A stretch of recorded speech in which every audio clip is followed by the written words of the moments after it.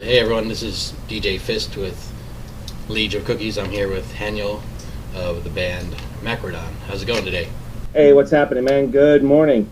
All right, so let's just get right into it. So the band name Markradonn is what's the story with that? Is that your last name or I'm not quite sure? It's funny. A lot of people ask me what Markradonn means, and I'm still kind of keeping that a secret right now. All right.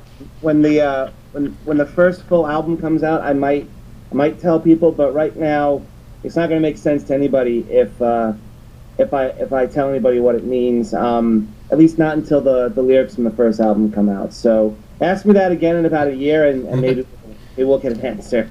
All right. It kind of reminds me of like a Godzilla enemy. Godzilla versus Markradonn. Yeah, like a big giant demon, like a Pazuzu or something. That'd be cool. um, so I was listening to the new EP last night, The Serpentine Deception. It's really cool. I really like it. I'm not just saying that because I'm interviewing you. I really like it, and I have a feeling it'll be in my rotation for a while. It's something that caught me right away. It's not one of these albums that, like, well, I don't know, I have to listen to it about 10 times before liking it.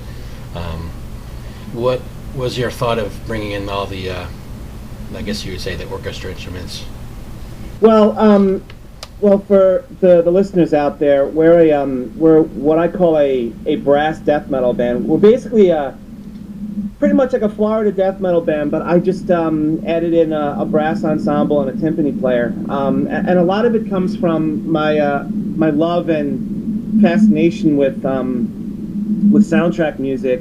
And I talk a lot about the Conan the Barbarian soundtrack, the first one, the original one with Schwarzenegger, and composers like Alan Silvestri and Jerry Goldsmith, Basil Polidorus, who did Conan the Barbarian, and Hunt for Red October, RoboCop, and Starship Troopers. John Williams, of course, the whole Star Wars thing. Bernard Herrmann, who was he was the guy who did the soundtrack for Psycho, and he was the guy who created that really kind of screeching sort of violin tritone of the famous shower scene with Janet Leigh. I think it was Janet Leigh, right? I think it was. I think so, yeah. Yeah, she's the original Scream Queen, which is really funny because Jamie Lee Curtis, like 10 years ago, winds up being the next Scream Queen in Halloween. You know, and then there's that iconic scene when Jamie Lee Curtis is running around the streets screaming for help, and everyone thinks it's a prank. And what makes that scene so amazing is not so much what's happening, but the music in the background with that piano theme that Carpenter wrote. Yeah. Which is it's basically two notes. And what makes a really great movie is not what you're seeing, it's what you're hearing. Yeah. So I love the whole idea of using music to create some sort of a cinematic imagery. I thought that being around all of these amazing musicians in Central Florida, that would be great to just incorporate brass into death metal. Because I've always listened to death metal that always included some sort of a different instrumentation to it. One of the first death metal bands I ever really got into was My Dying Bride, and on their first two CDs, they had a violin player and a French horn player. There was this band called Believer, and on their second album or third album, whatever it was, they had a full string quartet. This black metal band from Czechoslovakia, they were the first band and the only band up until now that I heard that had a full-time timpani player. And of course Therion and those sorts of bands. And I grew up in the Long Island death metal scene with all that brutal death metal like Suffocation, Internal Bleeding, Pyrexia, Dehumanized, and so on and so forth. Yeah. For me, it feels really natural to incorporate brass and timpani. It gives the music another dimension, but it also kind of voids the whole genre idea where we could pretty much we could do anything that we want.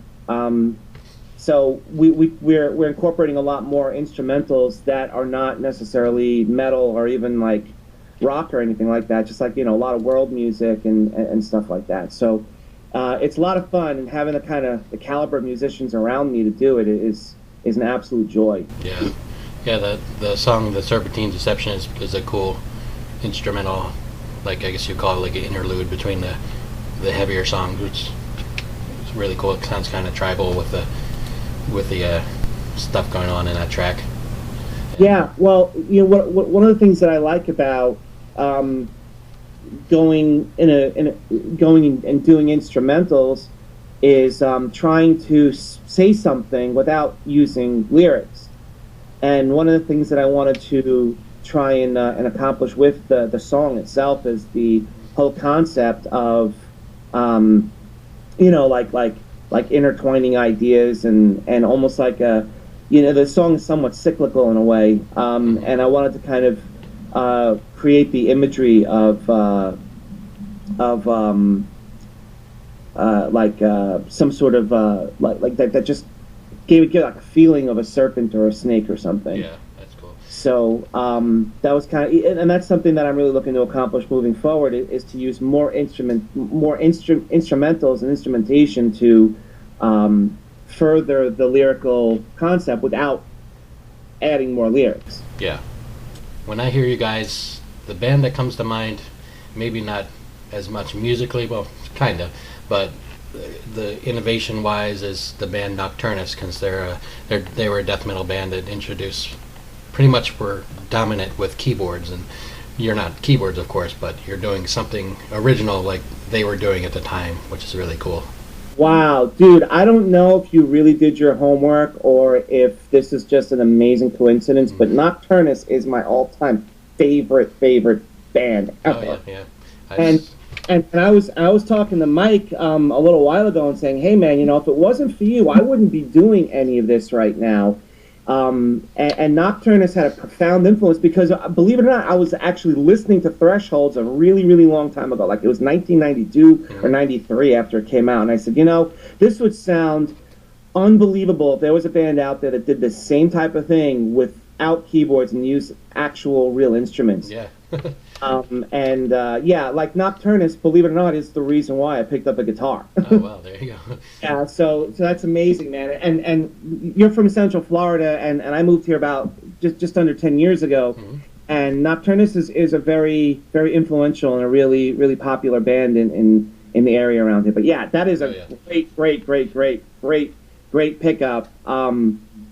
And if somebody, basically, dude, I could quit right now because that's like the ultimate compliment. That's cool.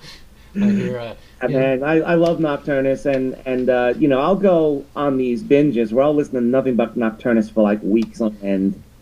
There was a time period for about 3 years where I listened to Thresholds every single day at least once. Yeah, those two albums that they have they're awesome. Yeah. I mean, the stuff that Mike Browning did in the 90s with them, and then the Louis Panzer, Mike Davis, Sean McNenny album was also very good. Even though I feel really disgusting for liking it because of the whole situation, and they're plugging away, man. My dream really is to go and get on stage with those guys, and we still haven't made that happen yet. But yeah, I'm sure you will. Yeah. Yeah, playing with Nocturnus, man, would be like, I can die a happy man. Yeah. Yeah, yes, I met Mike Browning a couple of times. I saw him once at a show, and he was really cool. Great guy. Oh, yeah, absolutely. That dude, I mean, the stuff that he accomplished and what he did with Morbid Angel and what he did with Nocturnus and what he did with Ashron and the contributions he made to the scene and just how supportive he's been to a lot of people and just the inspirational stuff that he's done creatively, and how he got repeatedly screwed over and over again, and he just keeps plugging away. I mean, the guy's an inspiration. So much of what we're talking about right now, man, we would not even be discussing this. We wouldn't be doing any of this crap if it wasn't for somebody like him. Yeah, true. So I definitely, I give him a tremendous amount of credit and a lot of respect. Yeah, I think he's doing Nocturnus AD now, so... They got something new coming out, too. I don't know when, but they started working on new material, which is going to blow my mind when it comes out. I can't wait. Yeah. And speaking of that, like maybe touring with him, how often do you guys do gigs? Are you have stuff planned in the future, upcoming shows or anything like that? Well, we have a gig with Hellwitch planned on January 8th, and everybody from Tampa, anybody locally listening to this, come and check it out because we're going to have a really interesting setup, and there's going to be a couple of really great bands there, and we've been kind of looking to play with Hellwitch for a couple months now. But it's on January 8th at West End Trading Co., and I think the doors open early. I think it's like 6 o'clock or something. Where's that, West End Trading Company? It's in Sanford. Okay. It's just a few minutes north of Orlando. Yeah, I know it is. Yeah, we played there a couple of times. It's a small stage, but it's a great place to play. Nice air conditioned, big roomy concert hall. They have alcohol for people who like to get sloshed. But when we played there last, it was great. But this time around, we're actually going to be getting our trumpet player who came back from college for January, and we might be getting our tuba player and our trombone player who recorded with us on the sea. So it's going to be kind of like a reunion of sorts. Nice. So we might have like we might have like a 5 or 7 piece brass section for that show. I was going to say it's tough. I was in a band or bands before, and it's tough just getting 3 people together to practice, and I can imagine getting 7, 8, or 9 people to get it going. And you guys do like stuff through the internet, like collaborate that way. I'm sure it's tough. Yes and no. I mean, basically, what we do is it's kind of a long and lengthy and time-consuming process to go from idea to song, which is why the second that I sent that CD in, I started working on the material for the album. Started working on the pre-production for the album. But essentially, what we do is as soon as we get the brass parts together, we put the sheet music together. And then the brass players, they don't really have to practice it too much. And Jonathan is really a phenomenal timpani player. And we got some really good musicians. And we practice once a week, sometimes twice a week. And just go through our set, and we're pretty efficient about it. Me and the drummer, we practice every week. We've been practicing every week for 4 years now. It's tough. Yeah. But the brass players that we work with, that play with us, I mean, they're full time, so it's not like they're a separate section. We have a lot of players that we have access to, and we just give them the sheet music, and we have a rehearsal, and they get it all tight. A lot of this stuff happens after we actually go ahead and record it, because when we go and get the recording sessions together, we're finalizing what all the parts are going to be, and a lot of times they're just essentially, writing out stuff that we just kind of came up with on the spot. So it's really tough with the scheduling, which is why we got to schedule stuff in advance. But we have a lot of fun doing this. So these guys, all the guys in the band, they make a real attempt to get going down to the shows and the practices, and they work their tails off. That's cool. So, yeah, I mean, they're really dedicated to it, and I love playing with everybody in the band. I mean, they're really extraordinary musicians and great people. And I kind of handpicked everybody based on whether or not, if I spend more than 15 minutes with them, if I'd want to kill them. Yeah. And I still want to kill them, but I love these guys. I mean, they play really well, and they put a lot of time in, and I really appreciate that. How do you find these guys? I'm sure it's hard to find guys who play those type of instruments that listen to metal. You think they would be interested in doing classical or orchestra stuff. Well, you'd be surprised how many brass players are interested in metal. Danny, our tuba player, he's from Georgia. Like I said, you want to talk about dedication? This dude drives down from Georgia to come play with us. So we're trying to get up to Georgia so that we can play a gig with him out there. But he actually has a band which is nothing but tuba and euphonium, and they play bass brass versions of heavy metal songs like Metallica and Iron Maiden and stuff like that, and it's actually really cool. So he's a heavy metal brass band, and we're a brass metal band. That's funny. That's cool. Yeah, so you'd be surprised how many people in the metal scene in high school that played trumpet, or they played French horn, or they played bass trombone. Yeah. But the great part about the people that we play with is that they're much more interested in the music than they are in the genre. And we have a very broad range of people involved in this with a lot of different musical tastes. Yeah. And that kind of keeps it interesting, and always has a little bit of a different perspective. But yeah, so one of the really fun things about this is that we're not really genre specific, meaning we could play whatever it is that we want because we have a variety of musicians that are talented available to us. Yeah. So we just do essentially whatever we want, and the brass players, they just come down and they will play anything. These guys, because they're just phenomenal musicians. We have, I think, 2 musicians that play with us that have PhDs in their instrument, or masters in their instrument, or something like that. Danny and Robin, 2 of the tuba players, they're both professors of tuba. Wow, nice. Yeah, I mean, and Drew teaches tuba and I think euphonium lessons, and Jonathan's a drum teacher. So we have some world-class musicians on top of the conventional musicians who are actually really, really good too. I don't talk about them nearly enough, like especially the rhythm section with Dennis and Tim, and Alan plays rhythm guitar with us live. I mean those guys are great. So it's like I sit here and I brag so much about the brass and the timpani section when really we have like a world-class drummer and bass player that are constantly challenging me to get better. So that's cool. Yeah, so I got to give all these guys a lot of credit because they play anything I throw at them, and it's I got to try to come up with something more bizarre to sometimes. Yeah, that's good. You give props to all the people in the band. It's always good to hear. Yeah, oh, they're awesome, man. We'd be having this conversation if it wasn't for these guys. I mean, I would be just some dude with an idea that I took seriously. And without them, man, it's like, I'm just talking. Yeah, you guys should probably try and make it out to Tampa, and if I can try to get it out. Oh yeah, Tampa's on the list for next year. Tampa's definitely on the list for next year. The brass mug. Yeah, definitely. That's kind of we got our sights set on that, and hopefully we can get something going with Nocturnus over there. Yeah, there's another place that you could probably play called the Pegasus Lounge, which is kind of similar to the brass mug. You could probably play there as well. Oh yeah, whatever, man. As long as they will give us a few more minutes to set up. Usually we either open up or we play dead last because we need some time to set up because we have, essentially a whole ensemble coming.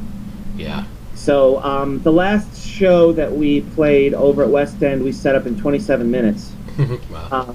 Which was half the time as it was the first time that we ever played a show. It took us about an hour and 20 minutes, and then when we set up the first time around at West End, it took us about 45 minutes. Oh, so 27 minutes is like lightning fast. Yeah. I guess starting off first would be best then. Yeah, opening up, or if we were having a headlining gig, we would backline everything. Yeah. But we're still working on that. Hopefully soon. Yeah, I definitely would like to see you guys play and see how it sounds live, how it translates to live and everything. Well, we have a DVD coming out that's going to be released in early January. I'm going to try to see if I can get them to speed the production up a little bit because of the some situations I had with them. Yeah, so we have a DVD coming out that has a couple of live shows on it and some bonuses. So if you can't make it out to a show, we got the DVD. Yeah, well, I definitely want to try to make it out, especially if you go to the Brass Mug. That's like 5 minutes from where I live. So yeah, we're trying to work that out, dude. Yeah, that's cool. Yeah, I'm sure they'll have you. They're good people over there. And what was I gonna say? You guys signed to any labels or anything, or is it just unsigned for right now? Well, we're affiliated with Blunt Face Records out of New England, and Otto is our representative with the band, and he was the one who set up this interview with you. Yep. Yeah, I mean, we look at it as if we've got a really strong relationship, and Otto works with me on the mastering and the post production, and he's been great. So far. We're really working hard with Blunt Face, and just taking it to the next level. Cool. Where can people find out more about you? What's your Facebook page or website? Yeah, it's just facebook.com/ Markradonn, Markradonn, two N's at the end. Hmm. And there's all the information on there. We have a GoFundMe page, which is what we use to essentially fund the band. We have a lot of fan support with the funding page, which is awesome. Yeah. And that's how we distribute our CDs, merchandise, and just the fan support's been awesome. And, we're not just getting people that's like, yeah, man, we support you, share your page. People actually go and buy stuff No, that's great. and support us with throwing us some money to help us with the enormous expenses that we have. And Yeah. it's wonderful to see people that will go and spend money on underground music if given the opportunity. And any bands out there that are thinking, oh, no one's going to buy my stuff and no one's going to support me, give them the opportunity and let them decide. Yeah. And that's kind of the way that I did it, where we have a lot of fans and a lot of people that I talk to from all over the world, and we have a lot of family and friends that want an opportunity to support us. And we had donations coming in from India, Sri Lanka, Canada, Australia, Europe.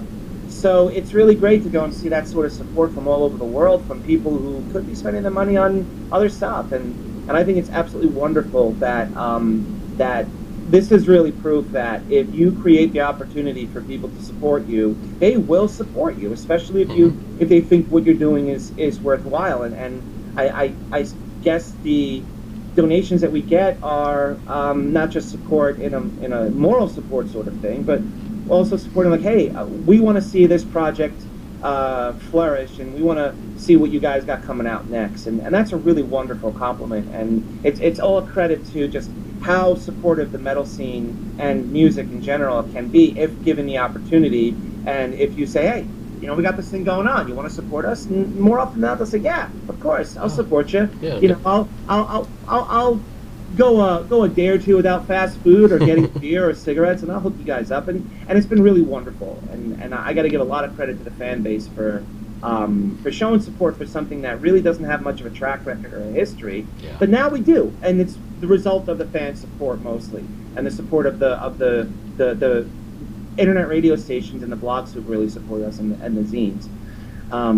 So yeah, anybody that says that the scene doesn't really support underground music, give them the opportunity and see what happens. Yeah, it does. It's not as great as it used to be, but I think it's picking up slightly. So that's good to see. I come from the early '90s scene. That's where that's where I grew up. And on one hand, you could say no, it isn't what it used to be, and you and I will be in complete agreement with that. Yeah. But the opportunity that I have to reach out to people in other countries that I never in a million years would have met 25 years ago is astounding. And the majority of our fan support comes from out of state, which is remarkable considering that we've never actually played out of state. Yeah. So no, it's not what it used to be, but it's just different. If you give people the opportunity and you really connect with them, which is really what everybody wants. They want it to be what it used to be, where bands used to handwrite letters and send them out to people, where they used to, really interact with people as much as possible, and there was like a really great sort of intimacy type of relationship with people, where you get a letter from somebody in the mail and it says like immolation on it, and it was like gold. I still have a box full of all the letters that I got from bands, and I used to write to Al Svensson, who was one of the founding members of Grotesque and At the Gates, all the time when he was after he left At the Gates, he started his own project, Blakk, which was a huge influence on me and forming this project.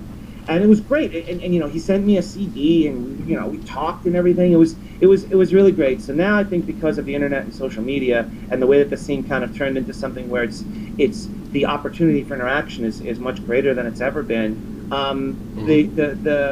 The environment to go and have real relationships with your fan base are there, or it's there. But the problem is, I think people are still kind of wrapped up in this whole idea that volume should be surpassing value, and I'm much more interested in the quality of the relationships that I have with the fan base as opposed to the quantity.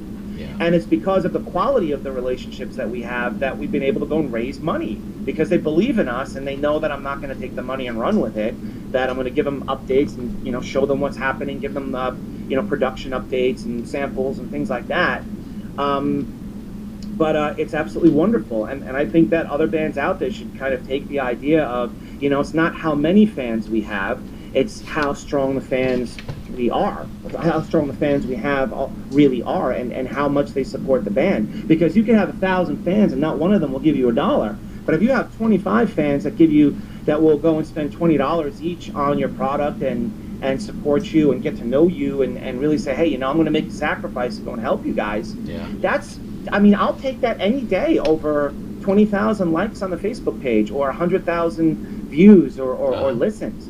I'll take the strong, dedicated fan base any day over the big, gigantic, casual fan base. Yeah. Any day of the week, man. Any day of the week. I'll take 20, 30, 100 dedicated, diehard fans who will support us with their dollar and with their time, as opposed to 1,000 or 10,000 casual fans who use us as background music.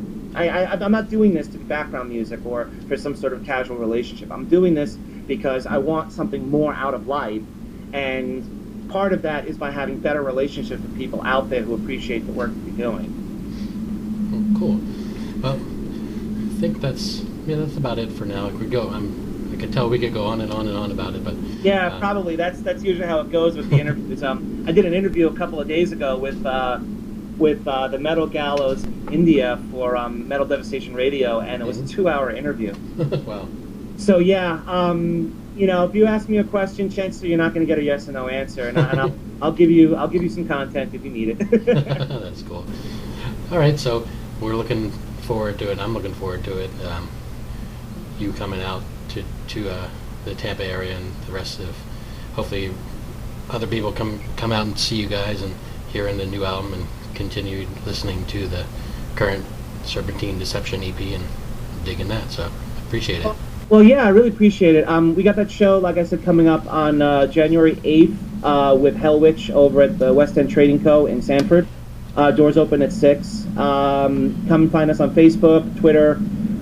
We got a lot of social media happening, and if you like what you hear and what you see, feel free to go ahead and make a donation in exchange for some really cool stuff. Yep, cool. All right, Daniel, thank you very much. No problem, Peter. Have a good one.